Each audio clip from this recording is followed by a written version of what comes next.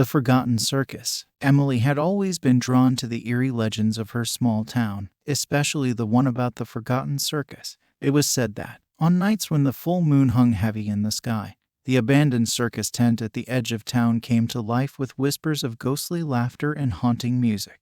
Tonight, under the perpetual, eerie full moon, Emily decided to explore the legend for herself. As she approached the tattered and weathered circus tent, her heart pounded in her chest. The moonlight cast eerie shadows that danced on the tent's faded, once vibrant exterior. She hesitated for a moment, then pushed open the creaking entrance flap, stepping into a world frozen in time. Inside, the atmosphere was thick with the scent of decay. Dilapidated circus booths and tattered banners lined the dusty pathways, each telling a story of long-forgotten performers and their acts. Emily's curiosity got the better of her, and she ventured further into the maze of memories. As she wandered deeper into the circus, Emily suddenly froze in her tracks. In a small, dimly lit corner, she saw a figure, hunched over and wearing a faded, ragged clown costume. The clown's makeup was unsettlingly faded, as if time had drained all the color from it.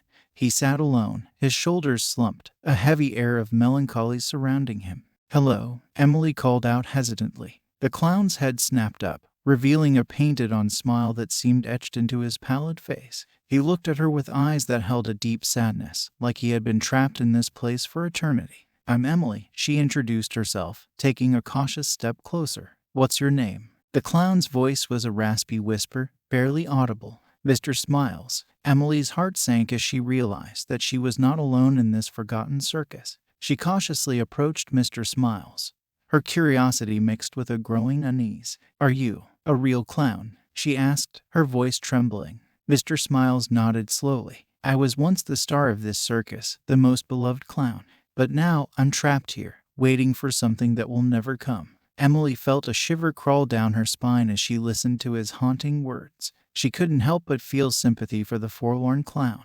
"Why are you trapped here, Mr. Smiles?" Emily asked, her curiosity overcoming her fear. With a heavy sigh, Mr. Smiles began to tell his tale. He had been the main attraction of the circus, bringing joy and laughter to the hearts of everyone who watched his performances. But behind the painted smile, he had carried a dark secret. "One night, under this very same full moon, a terrible accident occurred during my act," Mr. Smiles said, his voice quivering with regret. "I lost control, and a member of the audience was seriously injured." Emily's eyes widened as she listened to his confession. She could see the guilt etched in his faded eyes. "The circus was shut down, and I was banished to this eternal prison," Mr. Smiles continued. "My makeup, once vibrant, began to fade, just as my hope did. I've been here ever since, alone with my guilt and remorse." Tears welled up in Emily's eyes as she realized the tragic fate that had befallen Mr. Smiles. She reached out and touched his faded, cold hand, offering him a small measure of comfort.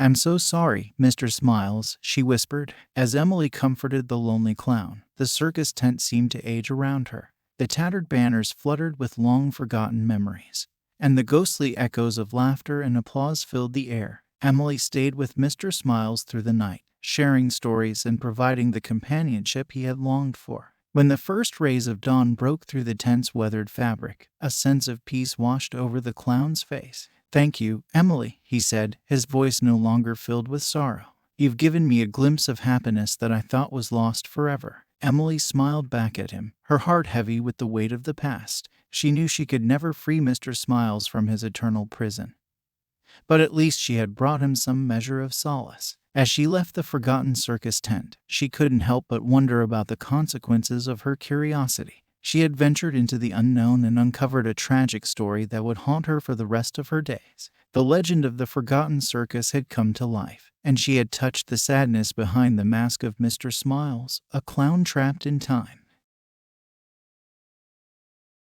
Echoes of laughter. Thomas had always been drawn to the enigmatic and the eerie. So when he stumbled upon an old, isolated village nestled deep within the woods, he knew he had found something worth investigating. The village had a history, one that whispered of clown performances that were once a beloved tradition. But over the years, the laughter had faded, leaving behind only echoes. With a notebook in hand and a camera slung over his shoulder, Thomas began to unravel the mysteries that shrouded the small village. The locals were hesitant to speak. their eyes filled with a mixture of fear and sorrow. It was as though the memories of the past were still fresh wounds. As he delved deeper into the village's history, Thomas discovered that the clown performances had been a cherished tradition passed down through generations. Families would gather in the town square, children with painted faces and adults wearing smiles that reached from ear to ear. It had been a time of joy, a time when laughter had filled the air. But then something had gone horribly wrong. Thomas's research led him to an old, decaying diary. Its pages were filled with cryptic entries and fading ink. As he leafed through the fragile pages, he uncovered a story of a performer known only as the Echo. The diary's author described the Echo as a mysterious figure who had arrived in the village many years ago, bringing with him a laughter that was strangely unsettling. One entry sent shivers down Thomas's spine. It spoke of how the Echo's performances had grown darker and more disturbing with each passing day. The villagers had tried to banish him, but the Echo had vanished, leaving behind a legacy of fear and unease. Determined to uncover the truth, Thomas decided to spend the night in the village square, where the clown performances had once taken place. He set up his camera, hoping to capture any evidence of the spectral clown, the Echo. As the moon rose high in the night sky, Thomas waited in the darkness, his heart pounding with anticipation. Hours passed, and he began to doubt the legends. Perhaps the Echo was nothing more than a figment of the village's imagination.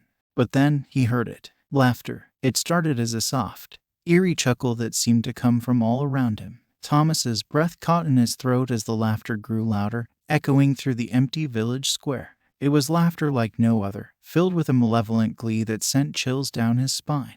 And then, in the dim moonlight, he saw it. A figure dressed in ragged clown attire, with a face obscured by a grotesque mask. It moved with an unnatural grace, gliding through the square with a silent, ghostly presence. Thomas's camera shook in his trembling hands as he tried to capture the image of the Echo. But the figure was elusive, always just out of reach, disappearing into the shadows whenever the camera's flash illuminated its form. The night felt endless as the Echo continued to torment Thomas with its unsettling laughter and spectral presence. It was as though the village's past had come to life, a haunting reminder of a tradition that had gone horribly wrong. As dawn broke, the Echo faded into the mist, leaving Thomas shaken and bewildered. He packed up his camera and notebook, vowing to uncover the truth behind this enigmatic entity. Days turned into weeks as Thomas delved deeper into the village's history, unearthing more stories of the Echo's malevolent presence. It seemed that no one who had encountered the spectral clown had ever escaped unscathed. The laughter, once innocent, had been tainted by darkness. One evening, as Thomas sat alone in his dimly lit room, the laughter began again. It echoed through the walls of his cabin, growing progressively more unsettling. It was the Echo, and it had found him. Thomas's heart raced as he realized that he was no longer an investigator but a target. The room filled with the ominous sound of laughter, and the Echo's presence seemed to close in on him. Desperate and terrified, Thomas made a decision. He packed his belongings and fled the village, leaving behind the secrets of the past and the haunting laughter that echoed in his mind. As he drove away, the village disappeared in his rearview mirror, but he could still hear the laughter, a chilling reminder that some mysteries were best left untouched. The line between reality and legend had blurred, and Thomas would forever carry the haunting echoes of laughter with him, a reminder of the spectral clown that had once haunted the isolated village. Crimson Smile. Ava had always dreamt of becoming an actress, and when she landed a role in an upcoming play at the old theater in the heart of the bustling city, it felt like a dream come true. Little did she know that the theater was known for a tragic event that had left behind a malevolent spirit, the Crimson Clown. As Ava stepped into the theater for her first rehearsal, she was immediately struck by its grandeur. The walls were adorned with faded posters of legendary performances, and the air was heavy with the scent of history. She couldn't help but feel a sense of excitement and trepidation. Rehearsals began, and Ava threw herself into her role with dedication and passion. The cast and crew were a tight-knit group, and the director's vision breathed life into the old theater. But as the days passed, Ava began to notice something strange. During breaks, when she would wander through the dimly lit corridors, she would catch glimpses of a figure in the distance, a clown with a crimson smile. At first, she dismissed it as her imagination playing tricks on her, but the sightings became more frequent, and the clown's laughter echoed in her ears. One evening, after a particularly grueling rehearsal, Ava found herself alone in the dressing room. She stared at her reflection in the mirror, trying to calm her racing heart. Suddenly, the room plunged into darkness, and the mirror before her shattered into 1,000 pieces. Ava gasped, her heart pounding. She fumbled for her phone and turned on the flashlight. To her horror, the pieces of the shattered mirror had rearranged themselves on the floor, forming a grotesque, grinning face, the Crimson Clown's face. Terrified, Ava stumbled out of the dressing room and ran to the director, desperately trying to explain what had happened. The director listened patiently but dismissed her claims, chalking them up to stress and exhaustion. Determined to prove herself, Ava decided to investigate the history of the theater on her own. She delved into old newspaper articles and archives, uncovering a chilling story. The Crimson Clown had once been a beloved performer at the theater, known for his over-the-top, dramatic acts and infectious laughter. But one fateful night, during a performance that went terribly wrong, the audience had erupted into cheers and boos. The Crimson Clown, unable to handle the humiliation, had fallen into madness. He had taken his own life, vowing vengeance on anyone who dared to step onto the stage that had been the scene of his humiliation. Ava's blood ran cold as she realized the truth. The Crimson Clown was not a mere figment of her imagination. He was a vengeful spirit trapped within the theater's walls. Determined to confront the spirit and put an end to its torment, Ava returned to the theater that night. She stood on the empty stage and called out to the Crimson Clown, her voice trembling. "I know what happened to you," she said, her voice echoing through the vast auditorium. "I know the pain you felt, but I won't let your anger consume you any longer." Suddenly, the theater's lights flickered and went out. The air grew cold, and Ava felt a presence behind her. She turned slowly, her heart in her throat. There, in the spotlight's dim glow, stood the Crimson Clown. His makeup was a grotesque mask, and his smile stretched impossibly wide. He began to laugh, a haunting, echoing laughter that sent shivers down Ava's spine. As the clown drew closer, his laughter grew louder, filling the theater with an unbearable cacophony. Ava stumbled backward, her fear overwhelming her. But then, something unexpected happened. The clown's laughter began to change. It became not a laugh of malevolence, but a mournful, desperate cry. Ava watched in awe as the clown's appearance shifted, the grotesque makeup fading away to reveal a face filled with sorrow and regret.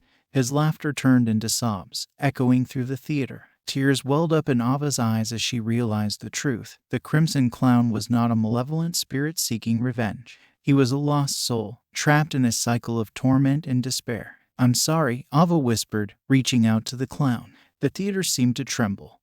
And then, in a burst of blinding light, the Crimson Clown vanished, leaving behind only the echoes of his laughter, now filled with a haunting sadness. Ava knew that the curse had been broken, and the theater was finally free from the spirit's grip. She returned to her role in the play, and this time there were no more sightings of the Crimson Clown. As the opening night approached, Ava felt a sense of peace. She had faced the terror of the past and had turned it into something beautiful, a performance that would honor the memory of the clown who had once graced the stage. And as the final curtain fell on opening night, Ava couldn't help but smile. The theater was alive with applause and laughter, but this time it was filled with the joy of a successful performance, and the echoes of the Crimson Clown had finally found their rest.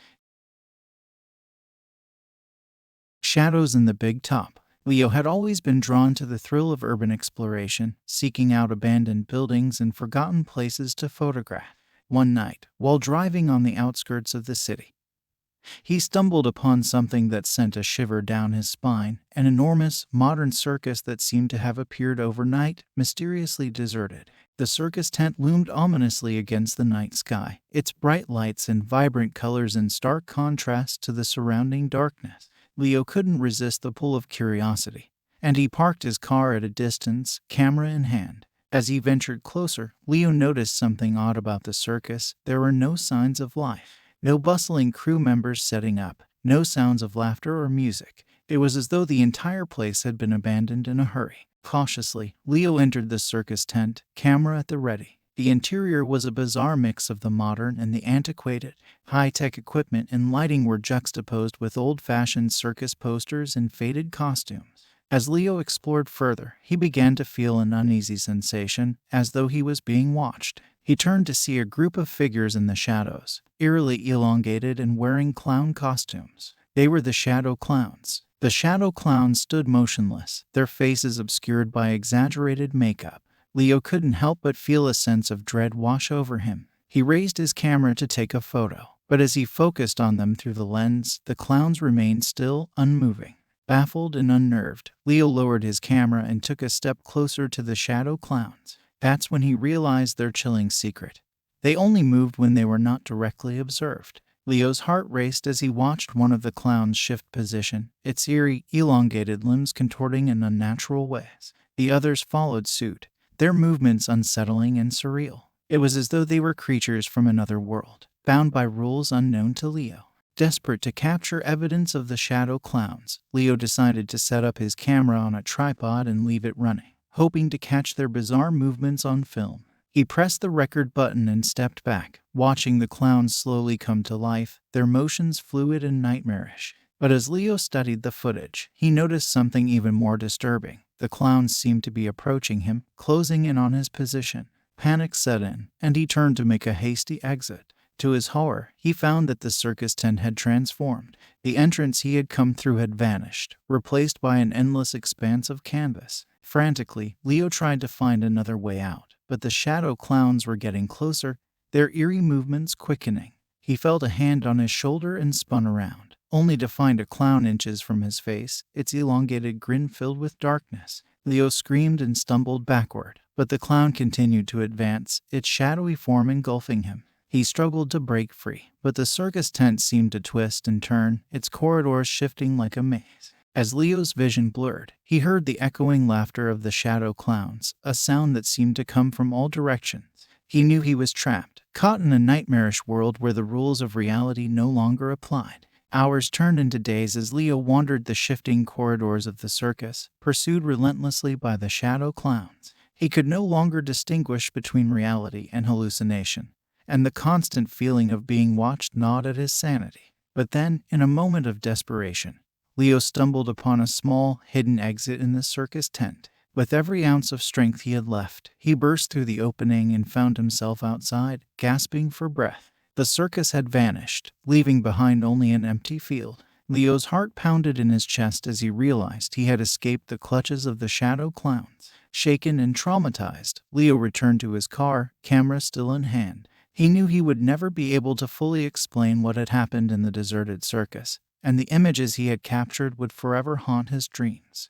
The fear of the unknown and the allure of forbidden places had led him into a nightmare from which he had barely escaped. As he drove away from the empty field, Leo couldn't help but glance in his rearview mirror, half expecting to see the sinister shapes of the shadow clowns lurking in the distance, waiting to reclaim their lost prey. The Last Laugh. The old, decrepit house at the end of the forgotten neighborhood had always been a source of dark rumors. People said it was haunted by a clown, and the mere mention of its name sent shivers down the spines of those who dared to speak of it. Sarah, a hardened paranormal investigator, had always been a skeptic when it came to the supernatural. But when she received an anonymous tip about the house, she couldn't resist the opportunity to prove that there was no such thing as ghosts.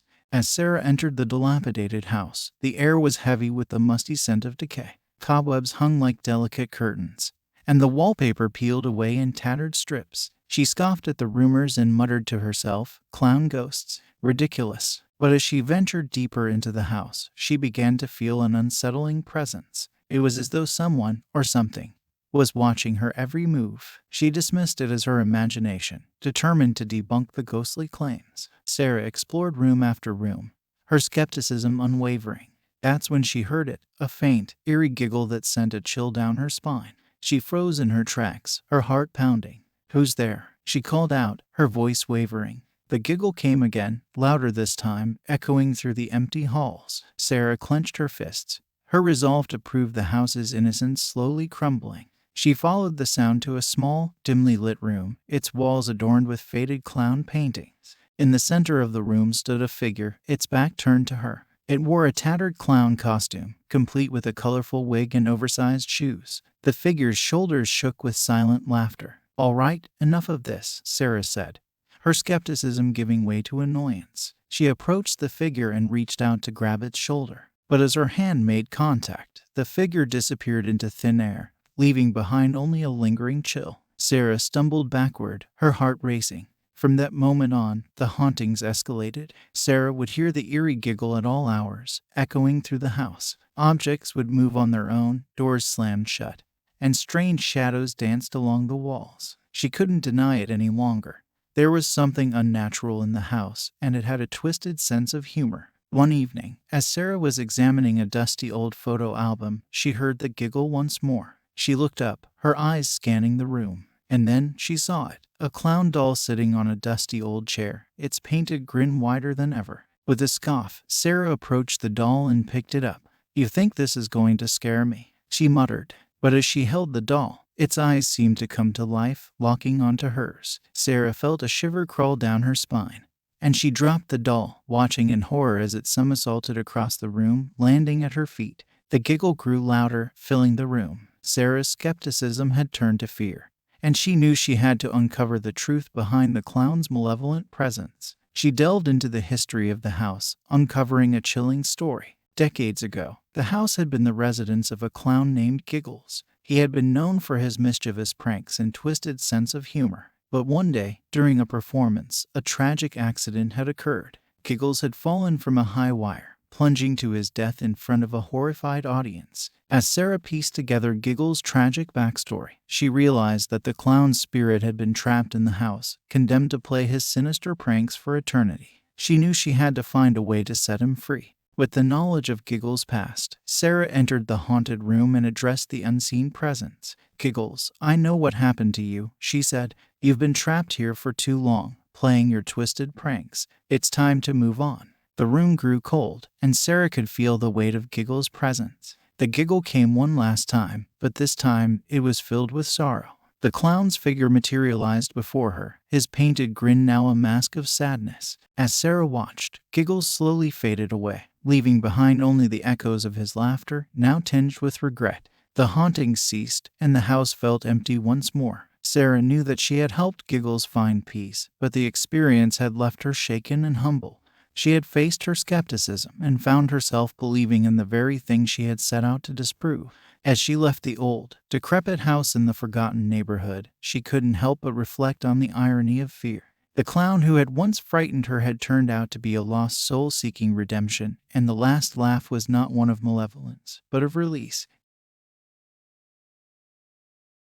Midnight Circus. Marco had always been a wanderer, an explorer of distant lands and hidden corners of the world. But there was one enigmatic mystery that had repeatedly drawn him in: the Midnight Circus. A circus that only appeared at the stroke of midnight, in different parts of the world, with performances that defied the laws of physics and left audiences in awe and disbelief. His first encounter with the circus had been in a remote village in the heart of Africa. As the clock struck 12, the night sky was lit up by a dazzling display of lights, and the circus appeared in all its mysterious glory. Marco couldn't resist the pull, and he ventured inside the circus tent, where he was met by a troupe of performers known as the Midnight Clowns. The Midnight Clowns were unlike any circus act Marco had ever seen.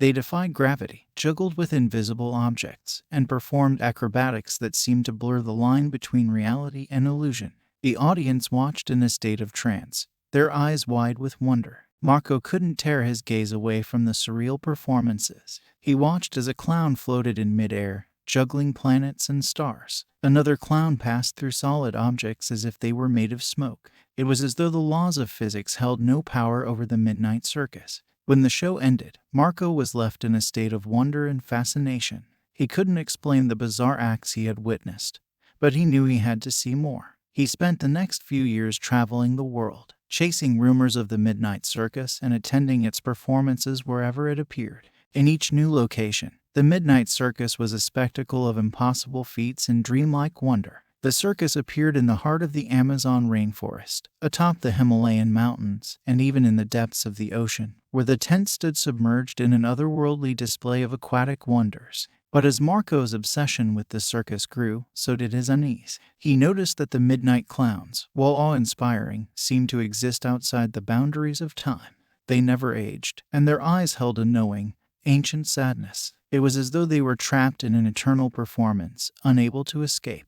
Marco's visits to the Midnight Circus became more frequent, his desire to understand its mysteries consuming him. He began to research its origins, uncovering tales of a cursed troupe of performers who had struck a dark bargain for their unearthly talents. The circus, it was said, was a prison, a never-ending performance from which the midnight clowns could never escape.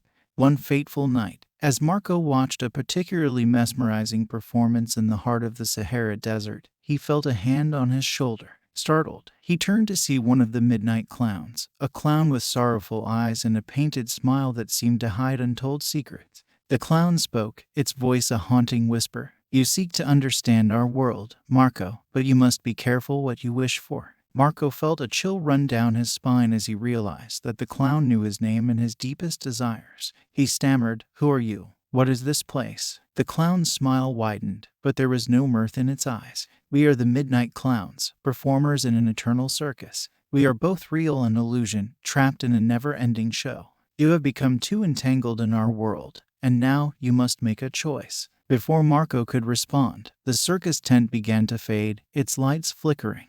The clown's laughter echoed through the desert, a haunting sound that seemed to come from all directions. Marco felt himself being pulled away from the circus, the world around him spinning. When he awoke, he was back in his own world, far from the midnight circus. He tried to return to the circus, but it was as though it had vanished, leaving behind only the memories of its surreal performances. Years passed, and Marco's obsession with the midnight circus began to wane. He knew that he had narrowly escaped a fate similar to that of the midnight clowns, forever trapped in a never-ending performance. The allure of the mysterious had nearly consumed him, but he had managed to break free. As he continued his travels, Marco couldn't help but wonder about the circus and its enigmatic performers. The experience had left him with a deep sense of unease, a reminder of the dangers of obsession and the thin line between reality and illusion.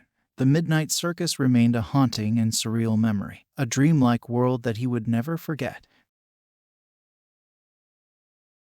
Clown's reflection. In the small, quiet town of Willowbrook, nestled beneath a canopy of ancient oaks, there was a lake that held a sinister secret. The townsfolk whispered of a disturbing reflection that only appeared at night, a clown's reflection. Jenna, a local high school student with a curiosity that knew no bounds, had always been drawn to the lake. But it was on a moonless night that she first encountered the reflected one. As she gazed into the still waters, she saw a clown's face, painted with grotesque makeup, staring back at her. Its eyes were cold, and its grin stretched impossibly wide. Startled, Jenna stumbled backward, her heart racing. But when she looked back at the lake, the clown's reflection had vanished, leaving behind only the moon's gentle reflection. Intrigued and slightly unnerved, Jenna returned to the lake night after night, hoping to catch another glimpse of the reflected one. And each time, the clown's face would appear in the water, its expression filled with a sinister delight. The reflected one communicated only through mirrored actions. When Jenna waved, it waved back. When she smiled, it grinned wider. It was as though it existed in a parallel world, forever trapped in the lake's eerie reflection. As the nights turned into weeks, Jenna's fascination with the reflected one grew into an obsession.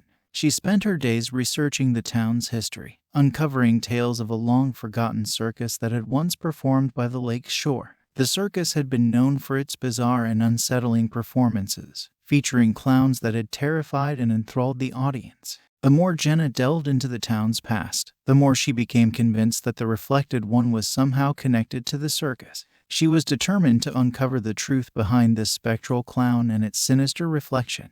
One fateful night, as Jenna stood by the lake, the reflected one began to mimic her actions more closely than ever before. It seemed to be trying to communicate something urgent and chilling. Jenna's heart raced as she watched the clown's reflection point to the depths of the lake, its grin slowly fading. With a sense of trepidation, Jenna followed the clown's silent guidance. She waded into the cold waters, the lake's surface rippling around her. The moon cast an eerie glow on the water, and Jenna could feel a presence, an unseen force, pulling her deeper. As she submerged herself, Jenna's heart pounded in her chest. She swam downward, deeper and deeper, until she reached the lake's bottom. There, in the cold, dark depths, she saw it, an old, rusted circus trunk, its lid barely ajar. Jenna's hands trembled as she pried open the trunk, revealing a collection of old, tattered clown costumes and masks. Among them, she found a faded photograph, a group of clowns, including the one she had seen in the reflection. The reflected one. With a sinking feeling, Jenna realized the truth. The clown had been trapped in the reflection for decades, its spirit bound to the lake by the dark secrets of the circus. It had been trying to communicate with her, pleading for release. Determined to help the trapped spirit, Jenna carefully gathered the clown's belongings and brought them to the surface. As she placed the photograph and costumes on the lake's shore, the reflected one's reflection began to change. Its eyes, once cold, now held a sense of gratitude and relief. With a final, mirrored gesture of thanks, the clown's reflection faded from the lake, leaving behind only the moon's gentle reflection. Jenna watched as the lake's surface grew calm once more. She had uncovered the town's dark secret and had helped a tormented spirit find peace. But as she stood by the water's edge, she couldn't shake the feeling that the reflected one had left a mark on her, a reminder of the duality of appearances and the depth of secrets that could lie beneath the surface. As the first light of dawn broke over the lake, Jenna knew that she would never forget the chilling reflection that had haunted her nights, and she hoped that the reflected one had finally found the freedom it had sought for so long. Carnival of Shadows. Once a bustling carnival filled with laughter and joy, the Carnival of Shadows now stood as a decrepit and forgotten relic of the past. It was a place that time had left behind, shrouded in darkness and decay. And yet, there were whispers of sinister secrets that lurked within its abandoned rides and fading tents. Alex, an urban explorer with a fascination for forgotten places, couldn't resist the allure of the Carnival of Shadows. As he approached the desolate grounds, the air grew heavy with a sense of foreboding.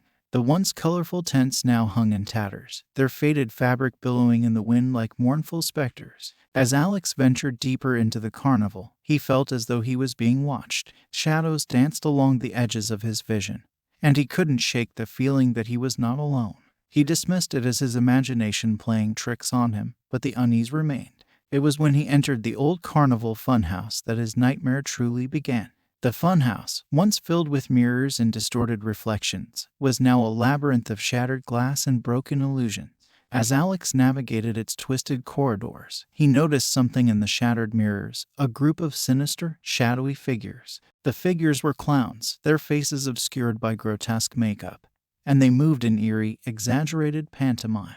They were the silent jesters, guardians of the carnival's dark secrets. They communicated through their grotesque actions, and their pantomime was a chilling and silent mockery of joy. Alex tried to back away, but the funhouse seemed to shift and change, trapping him in a nightmarish maze. The silent jesters closed in, their pantomime growing more grotesque and unsettling. They pointed and laughed, their silent mirth sending shivers down Alex's spine. Desperate to escape, Alex pushed through a hidden door, emerging into the heart of the carnival. But the silent jesters were relentless, pursuing him with a malevolent glee. Their shadows elongated and twisted, taking on a life of their own. Alex stumbled upon a tent filled with old carnival posters, each one depicting the joyful faces of performers from the carnival's heyday. But as he examined the posters, he realized that the faces had been scratched out, replaced by the grim visages of the silent jesters. His heart pounding, Alex continued to run, the carnival's distorted rides and attractions closing in around him. He could hear the eerie laughter of the silent jesters echoing through the empty air, a sound that seemed to come from all directions. As he reached the center of the carnival, he discovered an old, dilapidated carousel, its once merry music now a haunting, discordant melody. The silent jesters surrounded him, their silent pantomime growing more frantic and twisted. And then, in a moment of horrifying realization, Alex understood the carnival's grim past. The silent jesters were not the carnival's destroyers. They were its protectors, guarding the secrets of a tragedy that had occurred long ago. Decades ago, the Carnival of Shadows had been a place of joy and celebration, but on one fateful night, a terrible accident had occurred during a performance. A fire had broken out, claiming the lives of many, including the beloved carnival performers. The silent jesters had been the survivors, forever scarred by the tragedy. They had taken on the responsibility of guarding the carnival's dark history, ensuring that the world would never forget the price of its past joy. As the carousel's discordant music reached a crescendo, the silent jesters closed in on Alex, their pantomime growing more frenzied. They pointed to the carnival posters, to the faces that had been scratched out, to the grim reminder of the past. With a sinking feeling, Alex knew that there was no escape. He had uncovered the carnival's secrets, and now he would become a part of its tragic history. As the silent jesters closed in, their laughter growing louder and more manic, he realized that the Carnival of Shadows would forever be his final destination. The carnival had become a prison of the past, a place where the decay of joy had given rise to the persistence of darkness. Alex's screams joined the eerie laughter of the silent jesters, echoing through the desolate grounds, a haunting reminder of the carnival's tragic history and the relentless guardians of its secrets. Laughter in the attic. The old Victorian-style house on Maple Street had always intrigued Grace. With its ornate architecture and the promise of history hidden within its walls, it was the perfect place to call home. Little did she know that it held a secret that would haunt her nights. Grace moved into the house with dreams of starting a new chapter in her life. It was a fresh start after a difficult period, and she was determined to find peace and happiness within its walls. But from the moment she stepped through the front door, an uneasy feeling settled over her. The house seemed to creak and sigh with a melancholic tone, and Grace couldn't shake the sense that she was not alone. It was in the still of the night that she first heard it, a faint, distant laughter that seemed to come from the attic. At first, Grace dismissed it as a product of her imagination, a consequence of the eerie atmosphere of the old house. But as the nights passed, the laughter grew louder and more distinct, echoing through the empty halls. The laughter was a strange mixture of joy and sorrow, as if someone were reliving both the happiest and most heart-wrenching moments of their life. Grace couldn't ignore it any longer, and she decided to investigate the source. With trepidation, she climbed the narrow stairs leading to the attic. The air grew colder, and the atmosphere weighed heavy with anticipation. As she reached the top of the stairs, the attic door creaked open on its own, revealing a dimly lit space filled with forgotten relics of the past. And there, in the corner of the attic, Grace saw it, a clown doll, its paint faded with age, sitting on a dusty old chair. Its glassy eyes seemed to hold the weight of the world, and its painted smile was both joyful and heartbreaking.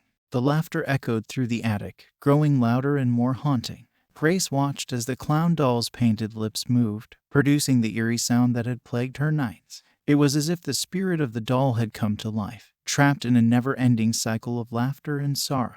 Over the following weeks, Grace's nights were filled with the strange laughter that emanated from the attic. She couldn't escape it, and it began to affect her sleep and her sanity. She became obsessed with uncovering the story behind the clown doll and the laughter that seemed to haunt it. As she delved into the history of the house, she discovered a tragic tale of a family that had once lived there. Among them had been a young boy who had adored the clown doll. It had been a cherished birthday gift, and he had played with it incessantly, finding solace and joy in its company. But tragedy had struck when the young boy fell gravely ill. In his final days, as he lay in bed, weak and in pain, he had clung to the clown doll for comfort. It had been his only source of happiness during those dark times, and he had laughed and played with it even as his health deteriorated. The boy's laughter, filled with both the joy of his brief childhood and the sorrow of his impending loss, had become eternally linked to the clown doll. When he had passed away, his laughter had lingered, trapped in the attic, a ghostly echo of lost happiness. Grace couldn't bear the thought of the young boy's spirit being trapped in the attic, reliving his final moments in an endless loop of laughter and sorrow. She knew she had to set him free. With a heavy heart, she climbed back into the attic, the laughter echoing around her. She approached the clown doll and whispered a heartfelt goodbye to the spirit of the young boy. She promised that she would cherish the clown doll and keep its memory alive. As she picked up the doll, a sense of peace washed over her. The laughter from the attic began to fade, its joy and sorrow merging into a bittersweet melody. Grace felt a weight lift from her shoulders, and she knew that the young boy's spirit had found release. From that day on, the laughter in the attic ceased, and the old Victorian-style house on Maple Street became a place of warmth and tranquility. Grace had not only found a new home, but had also brought closure to a haunting tale of grief and laughter. As she looked at the clown doll, its faded paint seemed to brighten, and its smile took on a genuine, heartfelt warmth. The house had transformed from a place of mystery and melancholy into a sanctuary of peace and remembrance, and Grace knew that the young boy's spirit would forever be a part of its history, no longer trapped in a cycle of laughter and sorrow, but free to rest in eternal happiness. The Parade of the Forgotten. Nora had always been fascinated by the city's urban legends and ghostly tales. But there was one story that had always eluded her, a mysterious parade of ghostly clowns that supposedly appeared on a desolate street every year on a specific night. It was a story whispered among locals, shrouded in mystery and sorrow. One chilly autumn evening, Nora decided to investigate the legend herself. Armed with her camera and a sense of curiosity, she ventured to the desolate street that had become synonymous with the Parade of the Forgotten.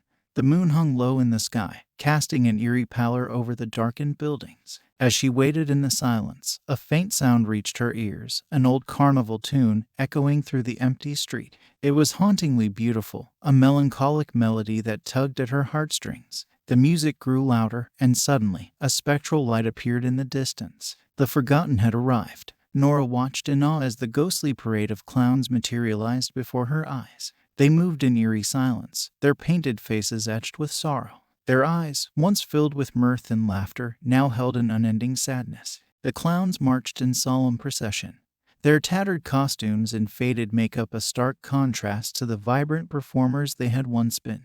They held balloons and instruments, remnants of their former roles in a long-forgotten carnival. Nora could feel the weight of their unspoken stories, the longing for recognition that bound them to this annual parade. She couldn't tear her gaze away from their mournful faces, their silent cries for acknowledgement echoing in her mind. As the parade passed, Nora followed at a respectful distance, her camera capturing the ghostly figures in all their eerie splendor. She couldn't help but wonder about their history, about the tragedy that had led them to become the Forgotten. Over the following days, Nora delved into the city's archives, searching for any trace of the ghostly parade and the clowns who had become its spectral participants.